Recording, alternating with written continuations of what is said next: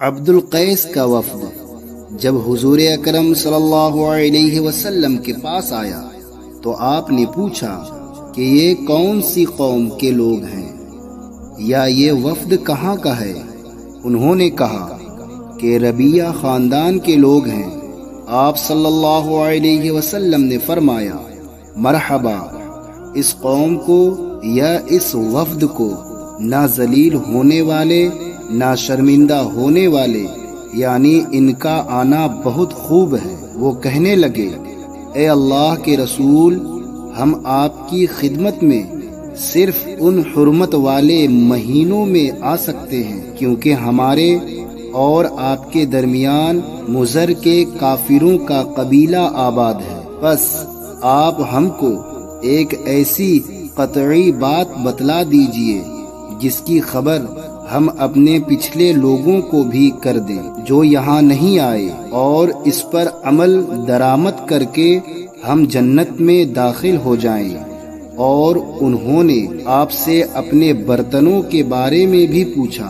آپ صلی اللہ علیہ وسلم نے ان کو 4 باتوں کا حکم دیا اور 4 قسم کے برتنوں کو استعمال میں لانے سے منع فرمایا۔ ان کو حکم دیا گیا کہ ایک اکیلے خدا پر ایمان لاؤ۔ پھر آپ صلی اللہ علیہ وسلم نے پوچھا کہ جانتے ہو ایک اکیلے خدا پر ایمان لانے کا مطلب کیا ہے؟ انہوں نے کہا کہ اللہ اور اس کے رسول ہی کو معلوم ہے۔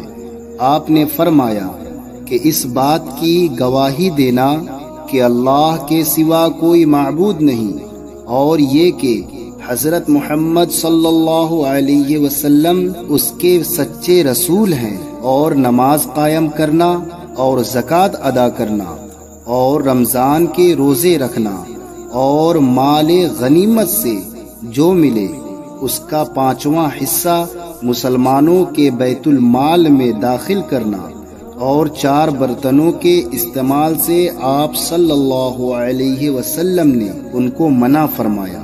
سبز لاکھی مرتبان سے اور کدو کے بنائے ہوئے برتن سے، لکڑی کے کھودے ہوئے برتن سے اور روغنی برتن سے، اور فرمایا کہ ان باتوں کو حفظ کر لو اور ان لوگوں کو بھی بتلا دینا جو تم سے پیچھے ہیں اور یہاں نہیں آئے ہیں۔ صحیح بخاری حدیث نمبر 53۔ حضور اکرم صلی اللہ علیہ وسلم نے فرمایا، عمل نیت ہی سے صحیح ہوتے ہیں یا نیت ہی کے مطابق ان کا بدلہ ملتا ہے، اور ہر آدمی کو وہی ملے گا جو نیت کرے گا۔